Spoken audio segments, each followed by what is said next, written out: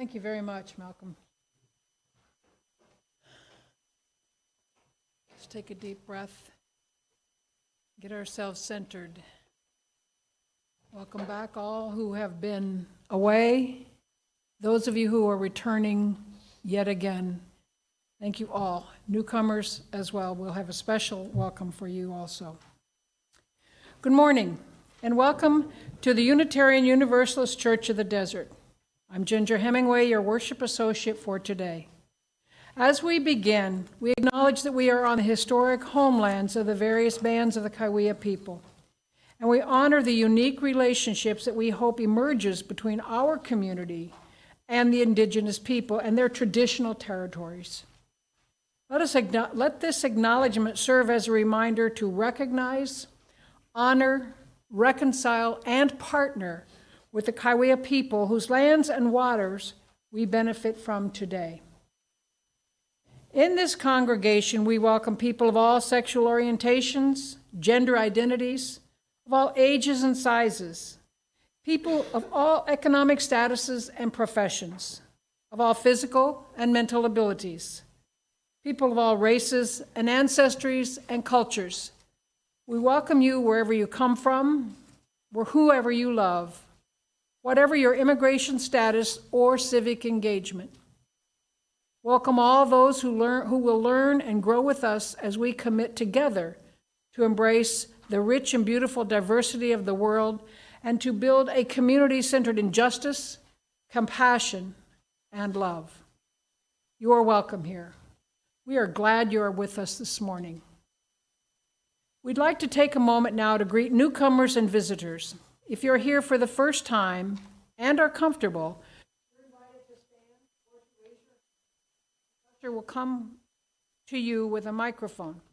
Right now, please share just your name and where you're from, and after the service, we can get to know you better at coffee hour. I think that's not working.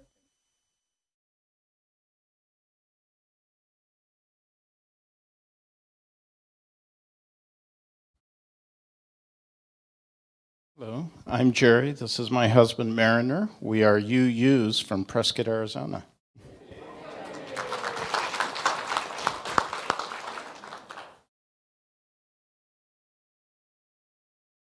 I'm Rhonda, and this is Bruce, and we're full-time RVers for 15 years, so we're UUs from the United States.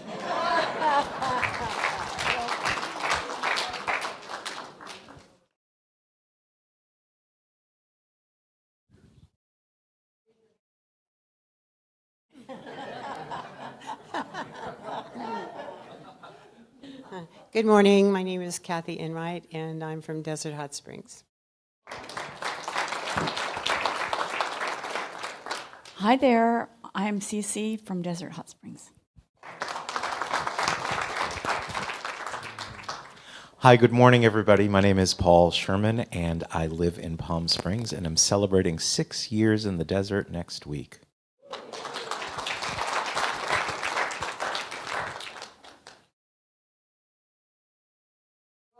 We're really glad you're here with us. Thank you very much. We have a few announcements this morning. First of all, we have an announcement from the Social Justice Committee reminding us that today is your last chance to sign up to walk or ride in the truck with your UUCOD friends in the Pride Parade on November 5th. You can sign up in the lobby after the service or online at the link that was listed in last Friday's newsletter. Don't delay or you will miss the fun. And also we've got an announcement from our auction, for the person in charge of our auction, Carol, and she's reminding us that it's not too late to sign up for the auction. The auction is next weekend, Friday and Saturday. The silent auction is Friday. The live auction is Saturday. A great time. It is our biggest fundraiser and our biggest fundraiser. So you can see Carol outside in front of the church after service, or you can email her, and that information's also in the newsletter. Sorry, I'm getting that age, you know. Thank you very much. And now we'll ring our Tibetan bell See? It just gets worse.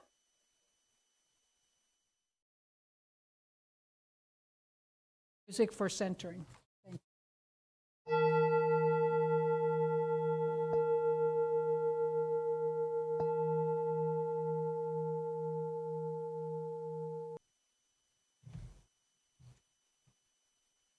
We gather as our ancestors gathered around a common flame. We gather as our ancestors gathered to tell the stories of their lives, to hear the stories of their people and of other peoples, and to learn, to see, to hear, to feel what made them who they were. Come, let us tell our stories and hear the stories of our ancestors and our neighbors and our kin. Come, let us see what makes us who we are. Come, let us worship together. I invite you to rise in body or in spirit as we sing together our opening hymn, For All That Is Our Life. It's number 128 in the hardcover hymnal, or the words are on the screen.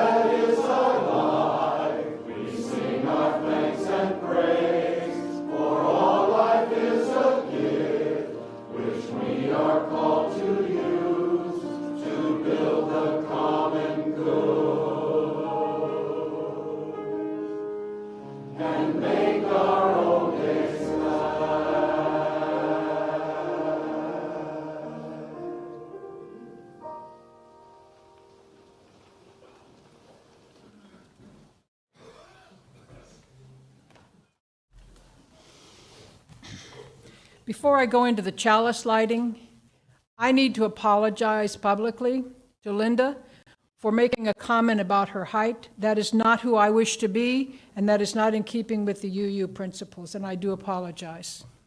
Okay. May the chalice lighting in unison aspiration. May love be the spirit of this church. May the quest for truth be its sacrament, and service be its prayer. To dwell together in peace, to seek knowledge in freedom, and to help one another in fellowship. This is our aspiration. And Linda will join us now to light the BioPac candle.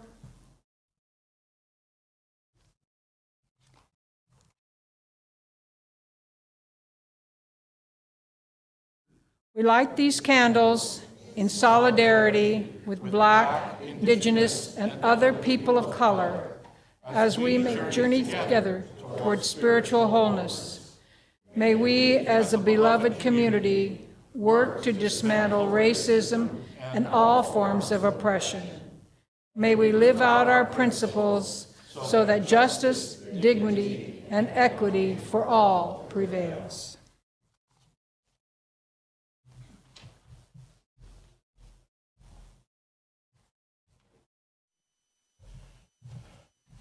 I want to welcome Daljit Singh, one of our members, to our pulpit. Welcome. Thank you, Reverend, for inviting me to to speak about our ancestors. And I chose my mother as the most influential person as far as building values for her children. My mother, Sant Kaur, Bibi Sant Kaur, Bibi in Punjabi simply means mother, elderly person, Mrs. Sant is a Sanskrit word from saint, and Kaur is princess. So her name was Bibi Sant Kaur, the saintly princess. She instilled 3 wonderful values, and those were resilience, adaptability to the environment, and interfaith understanding. And it is the last one, the interfaith understanding, which I'll focus by honoring Bibi Sant Kaur. The topic, of course, is illuminating the pathway for interstate understanding. She was born in 1913, and she died in Artesia, California, about 90 miles east of here in California, on July 28th, year 2000. She was daughter of Lab Singh, Dua, and mother Lakshmabai. She had come from a Kshatriya class of Hindus. She was not Hindu. Her grandfather has converted to Sikhism, and they were recently converts to Sikhism, which I will explain to you in a nutshell in the couple of slides, next couple of slides. They were traders by profession. Our parents and grandparents traded in dry fruit, dates, almonds, walnuts, pistachios. These dry fruits will come from Iran, Afghanistan, down to the Indus Valley. And then these traders will take back oil, rock salt, cotton, lentils, and other products back to Afghanistan and Iran. So professionally, they were traders. I did some research on her according to the National Geographic and Ancestry.com. Her ancestors came from Central Asia, Uzbekistan, and beyond, and they migrated to the Indus Valley of Punjab approximately 8,000 years ago. Most of these traders were Hindus and Muslims, and I still remember as a child when my maternal grandfather, will trade dates and almonds and walnuts. And they will stay at our home, my grandparents' home, and sometime a week or longer.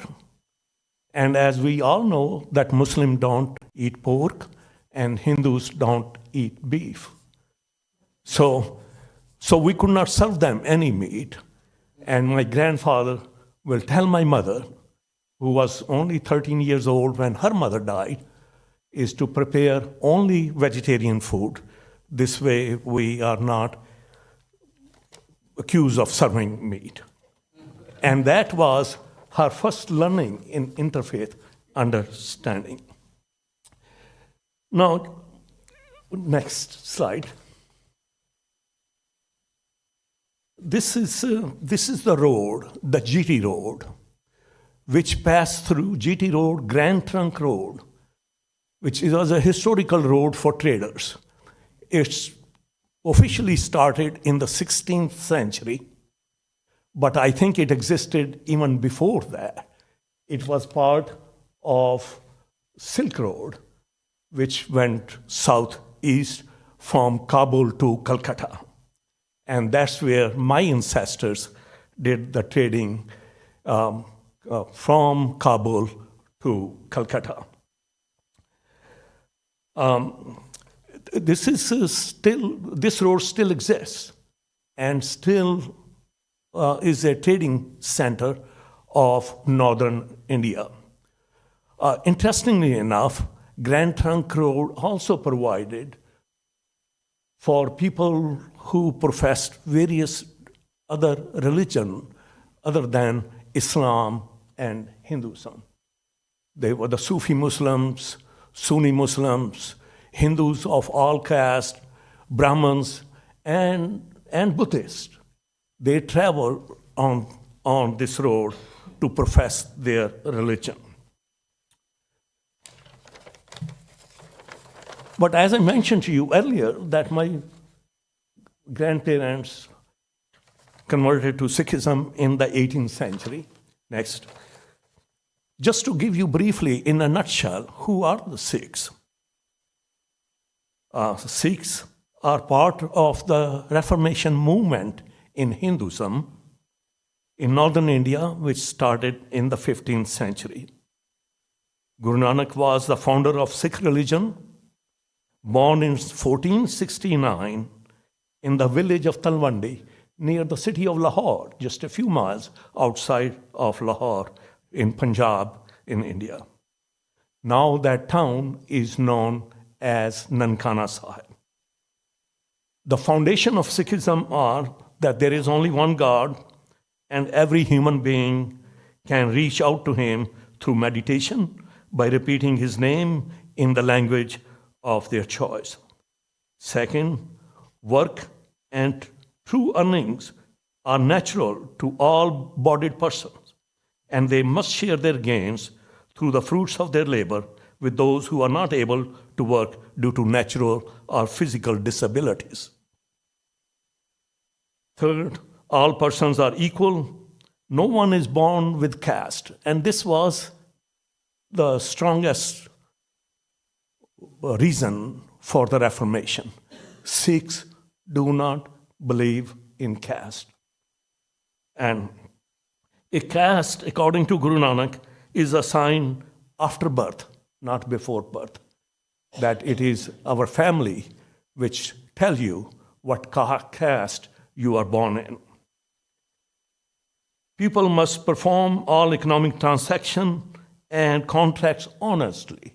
And that was a very strong element of Sikhism, that all contracts between people and among traders must be performed honestly. And there is still now, there is a University of Sacha Sauda, the true transaction in Pakistan. Guru Nanak promoted monotheism, and his teachings were influenced by Hindu and Sufi Muslim philosophers of the time. The Bhakti movement of the 16th century became very famous movement, which was repetitiously remembering God and worshipping God. Adi Granth is holy book of the Sikhs. It contains 974 hymns composed by Guru Nanak and 9 other successive gurus of the Sikhs. Today, there are 25 million adherents of Sikhism in the world, including approximately 1 million in North America. There is a little error when I was typing it. 1 million in North America, about 250,000 in the United States, and about 750,000 in Canada. Canada is still host 700 to 800,000 Sikhs, the largest Sikh community outside of Punjab, India. Next. I came to know my mother's feeling about religion when I was pretty young. As I mentioned, she was recently, our family was recently converted to Sikhism, so they were more strong Sikhs than my paternal side. They were very liberal and so forth. She was married in 1934, and came to Montgomery, the town where I was born, in 1934, and we lived across from a Gurdwara, the Sikh temple of worship, right across from Gurdwara. I still remember it. And she was amazed that her in-laws seldom attended the house of worship. They will go only on the naming ceremony, or weddings, or death, and that was it. Even they were across the street. And she wrote to her father, she said, I'm amazed they live so close to the house of God, but they are so far from God. So Montgomery in Punjab became a home to her. And that's where she will attend prayer sessions, mornings in Sikh temples, and afternoon with Hindu neighbors, reading of Bhagavad Gita and Ramayana after that. The next. This is a rough map of Punjab. She was born in Dipalpur in 1913, and because of the plague of 1920s, her parents have moved to Patokui, just about 50 miles north of Dipalpur, and after her marriage, she moved to Montgomery, the hometown of my father and grandfather. And this is in 1947, during the partition of India, Pakistan became the home of Muslims, and India became a home of Hindus and Sikhs. And there was a tremendous violence, very similar to the violence which is going on now in the Middle East. About 10 million people lost their homes. About 1 million people or more were killed in this transition. And my family, along with my mother, we were visiting our maternal grandparents during the school holidays that the partition took place. And we were almost killed during this transition, but because of the negotiating powers of my grandfather, that he negotiated with the Muslim leaders of the area that they will transfer all their belongings, everything they had, to them if they will let us go. So I still remember the day when we moved from our home to the railway station, which was only 4 miles away, and it seemed today that I was for hours on that road alongside with my brothers and sisters. There were 5 of us. So we transitioned from Patokui, Pakistan, to Firozpur, Indian side. It was only 72 miles away.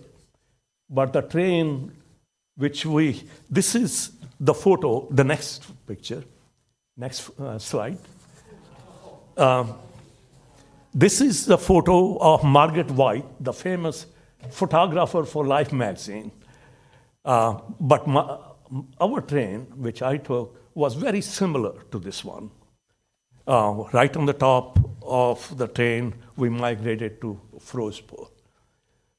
When we were moving to Firozpur, my mother had roughly 600 rupees tied to her thigh to escape, and we had exhausted that money. There was no money at all. The next photo. I still remember the day when we took the train out to Firozpur. There were bodies lying all over, to the left of the train and to the right of the train. There were so many bodies on the track that the train had to stop so that people can come out and remove the bodies from the track. So the train, if 72 miles of distance between Patokui and Firozpur took us 6 hours by that time. Once we reached Firozpur, And then next town, Jalandhar, which was about 50 miles southeast of Firozpur, we had run out of all the money we had. And there comes the test of my mother's of interfaith. She said, and we were temporarily staying in a Muslim home, a Muslim family who had left Jalandhar to go to Pakistan. So they left behind, just like we left everything in Patoki. So there was flour and the lentils and so forth. So her entrepreneurial genes kicked in. And she told my brother and me, I'm going to make the chapatis and dal. You go and sell it at the railway station. The interesting thing was, Hindus and Sikhs would not sell it to Muslim families going to Pakistan. They were selling only to Hindus and Sikhs on this side. My mother told us, she said, look, at this moment, you sell it to whoever is hungry. And there were more Muslim families hungry at that time. And we started selling dal and rotis. And for a couple of weeks, we made enough money to continue to live on. The next. So,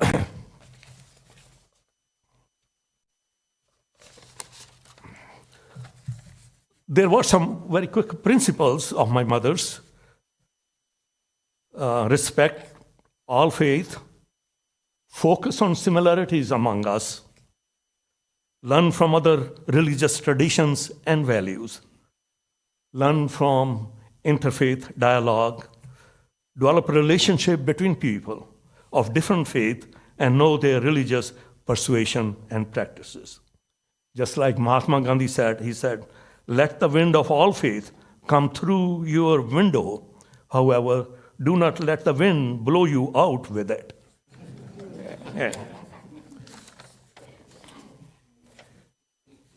And finally, I prepared an ode, the last one, an ode to Bibi Sant Kaur. And this I took the advantage of Chat GBT. I asked Chat GBT, help me prepare one. And Bibi stood for interfaith understanding, a bridge between worlds. In her heart, the flags of all religions unfurled.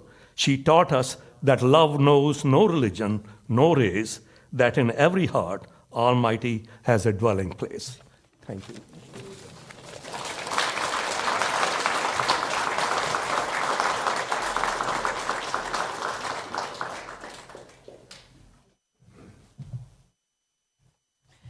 Thank you for that wonderful introduction and sharing of your life. Thank you so much for your generosity and support of this congregation and its work in our hearts and in the world. I'd like to welcome into the pulpit our member, Michael Allen.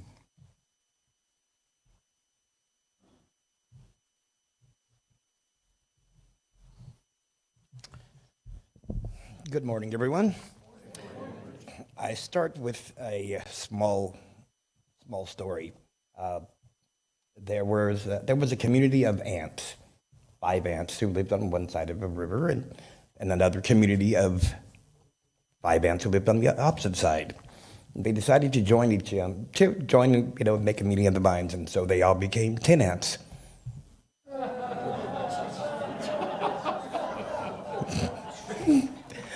I say this story because this is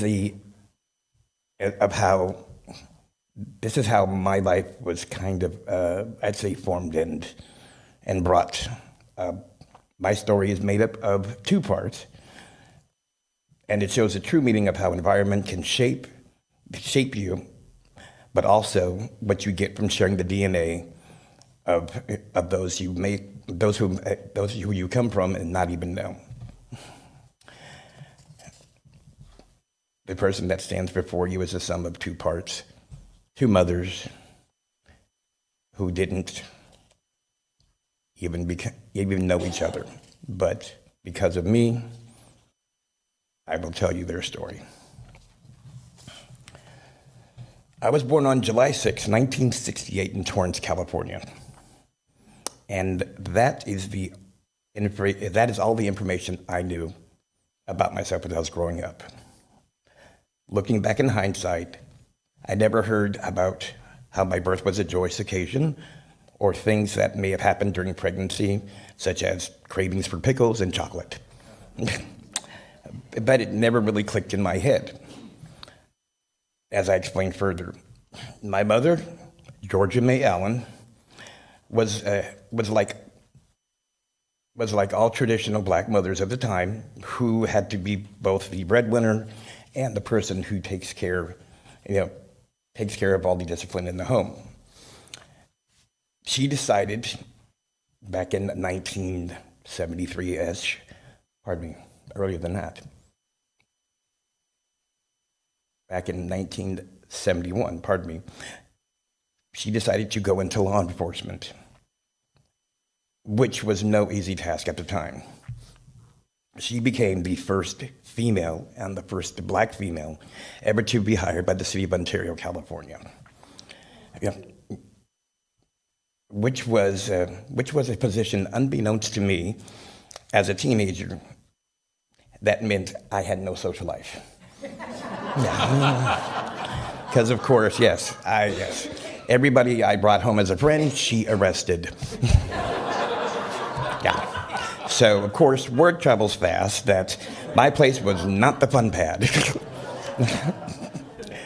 Nevertheless, as a cop, she worked everything from gang detail to missing persons to homicide, community relations, and everything in between. She was a very tough woman. No one dared to go against her or even try. Well, I take that back. Many tried, but nobody succeeded. Because of her reputation, because of this, she had a reputation that was well known in the department and the community. She had her good parts. She loved listening to singers and standards, Nat King Cole, Sarah Vaughan, Ella Fitzgerald. She also loved canning and baking, but nevertheless, she ruled with an iron fist. Because of what she faced daily from both community and those she worked with, she brought home a lot of feelings of anger, frustration, and resentment, which sometimes I was a recipient of those feelings. Now, there was also a male figure in the home, although I knew that he was not my father, who was the primary target of all the anger and frustration that she dealt with. He was verbally, physically, mentally abused on a daily basis. And because of this, because I witnessed this on a daily basis, I struggle with my own self-worth and the daily struggle to find the beauty within myself as a man of color.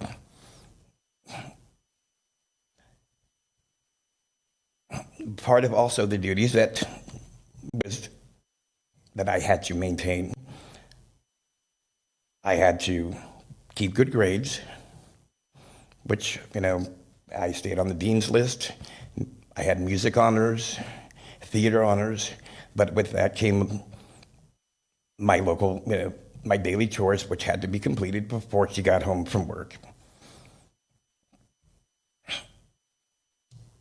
And during her time as an officer, she unfortunately was a victim of breast cancer. And at the time she was diagnosed with breast cancer, I was approximately 8 years old. So I had to assist her with rehabilitation and still go to school and maintain my grades and do all the things that were required of me. And during this time, from 7 years old up until the time I graduated from high school, she had 17 bouts of cancer. Yes. She had a mastectomy on both left and right side. She also had chest, liver, lung, and spleen cancer. But that entire time, she continued to work. She continued to work up until the very end. Now, it was shortly after my mother passed away that I got to the amazing news that I was adopted. From what my adopted sister, has told me is that my mother, Georgia, walked into a hospital without a baby and came out with a baby. Just like that. And then drove home. There wasn't any documentation, there wasn't any sort of like legal thing that was done. So my entire years growing up, I never had a birth certificate. But because of my mother's connections, it was easy to maintain life, easy to get through things, because she knew everyone that was in the city of Ontario. She worked with everyone, so it was never a question.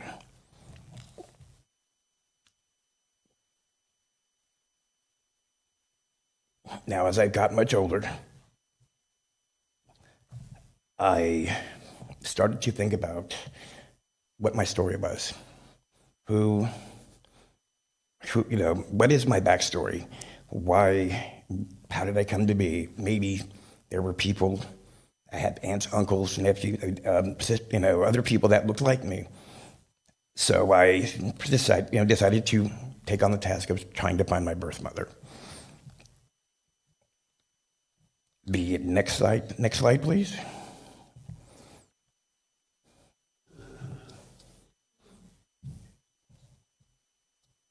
And I was a cute baby.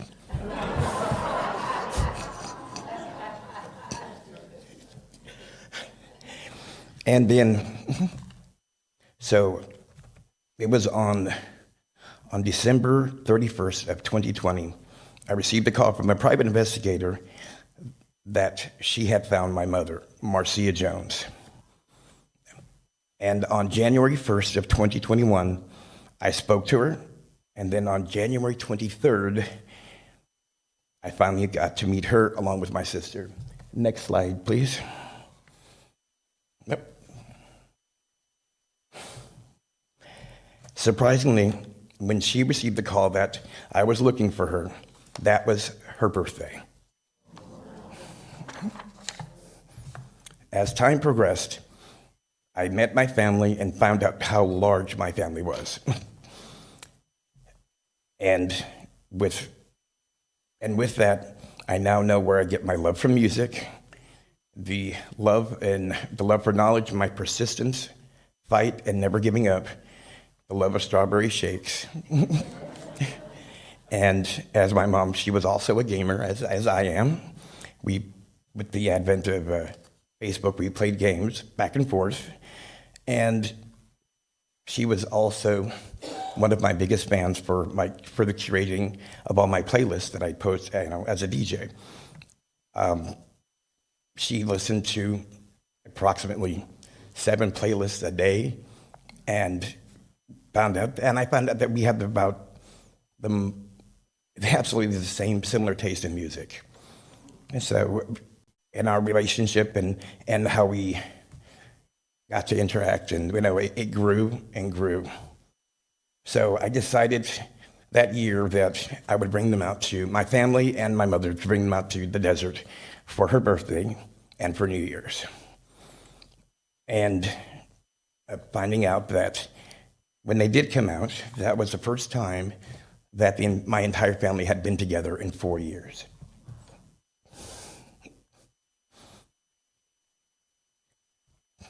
And it was the first time my mother got to see her 2 children together.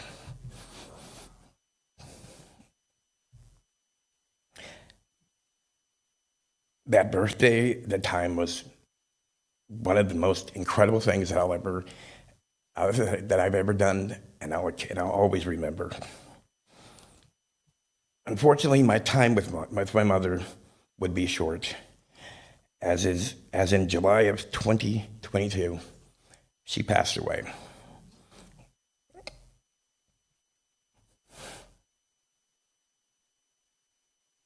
But those 17 months we shared were completely the most enduring times of my life.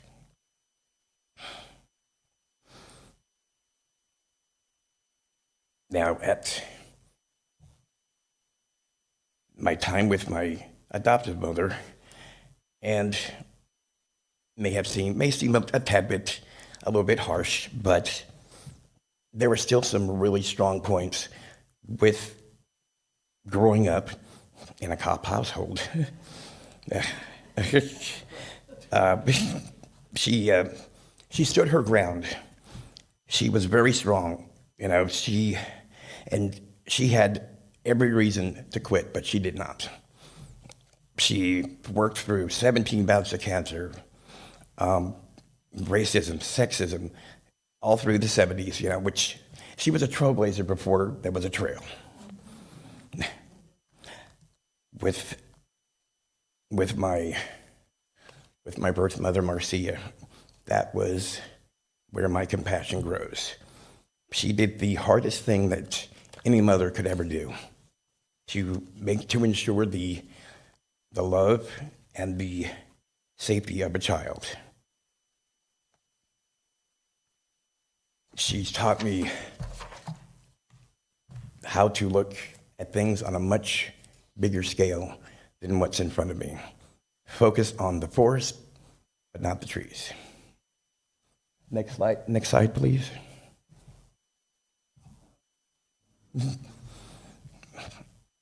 And one more slide, please. She also taught me to keep the childlike wonder which fuels my daily happiness, which gives me the ability to laugh, to love, and to not take things for granted. For this and so much more, I like to say thank you, Marcia. Next slide, please. And thank you, Georgia. Thank you.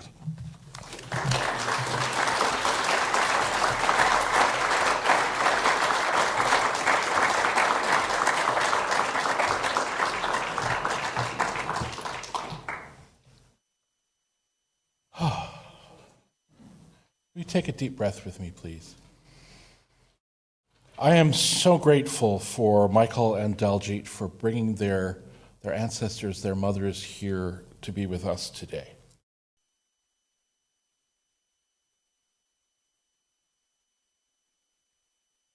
May all beings know peace.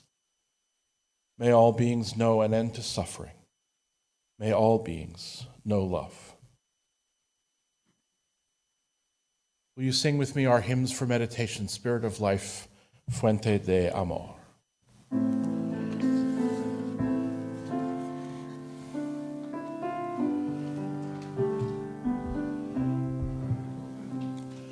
Spirit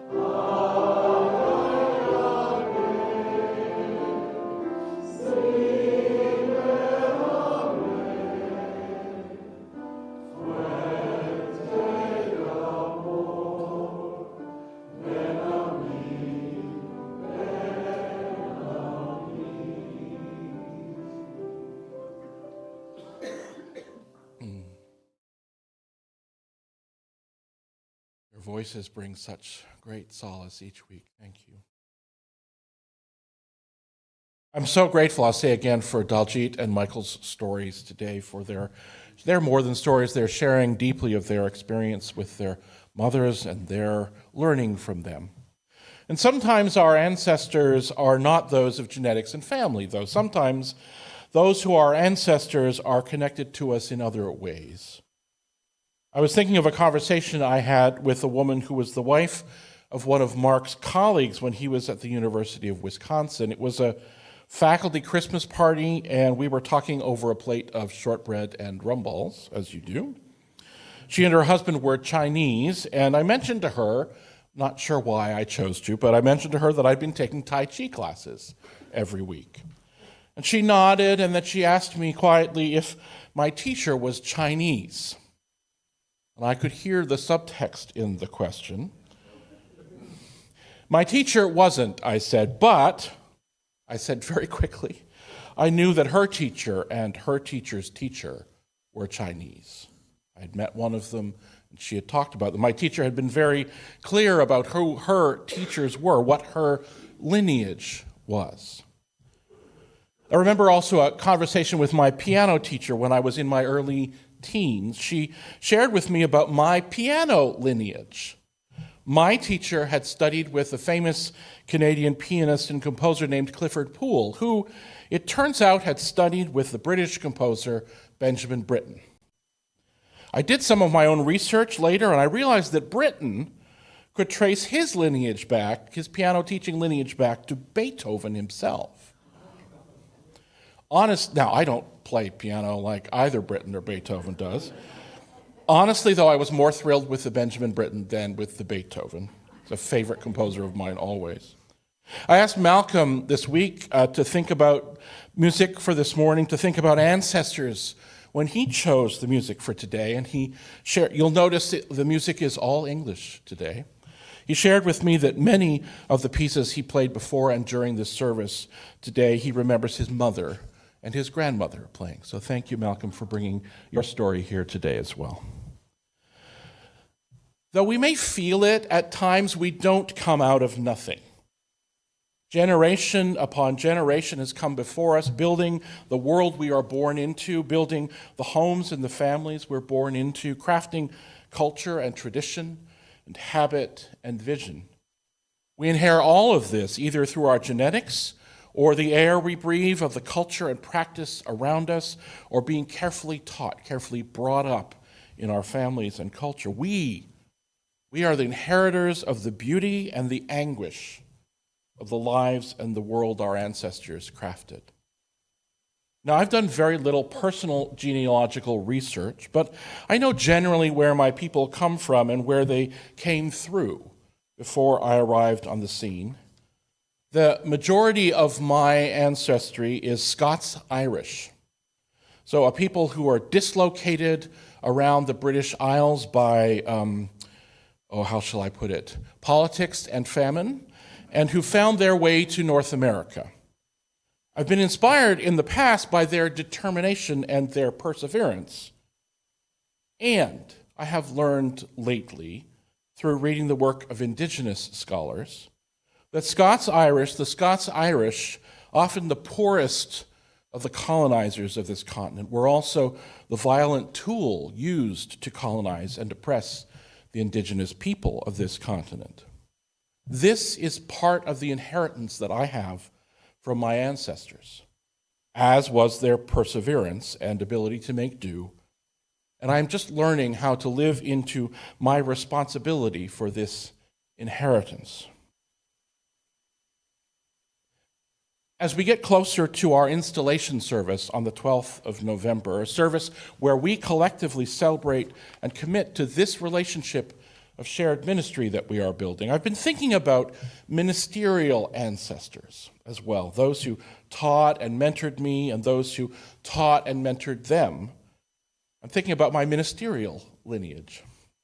I know that the colleague who hosted and supervised me during my internship in Monterey, California, Greg Ward, had in turn been the intern minister hosted and supervised by Mark Morrison Reed in Toronto. And he had been supervised and hosted by another, and so on and so on. But that line, those lines of ancestry and lineage, those tales of family and connection, good and challenging, go forward as well as backwards. We become mentors, teachers, ancestors to other in our turn.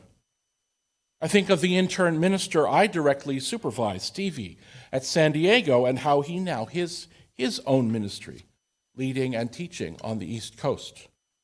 And of the other interns I worked with while I was at San Diego, who are now all leading their own ministries. I'm humbled to be part of the story of their ministries and grateful to those who helped shape my own story. We learn and inherit from those who come before us. We can pay attention to what they give us. What the inheritance is knowledge, skill, connection, beauty, pain, and challenge. We strive to learn how to use what has come before to craft our own lives, and sometimes we struggle with how to respond to and be responsible for the pain in what has come before. And then, if we're lucky, we learn how to be ancestors ourselves, how to pass on our gifts and our understandings, how to share the beauty we have crafted and the skill of crafting it, how to share the ways we've embraced the struggles of the past, how we've shared to embrace the skill of struggling with our own mistakes, and how we can share a more open, loving, and just future for those who come after us. With our own ancestors in our hearts, with our own lineages, may we get to be good ancestors. Thank you. Will you rise once more and join me as we sing together Issei Barnwell's fabulous song, We Are.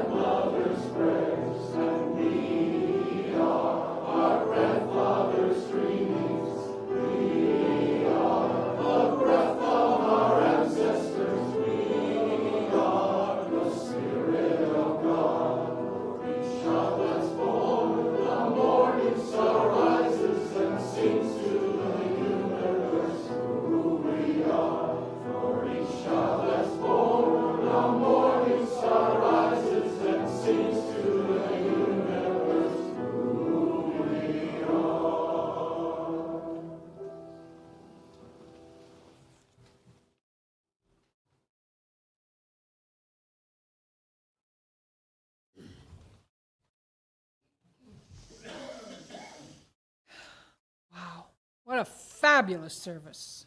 Thank you. Thank you to everybody that provides energy, all of you in the chairs, those are the people in the kitchen, people that shared from this mic, and our AV people, and of course, Malcolm. And Ian, thank you for your leadership, for guiding us and presenting your story as well. We extinguish this flame, but not the light of truth, the warmth of community, or the fire of commitment. These we carry in our hearts until we are together again.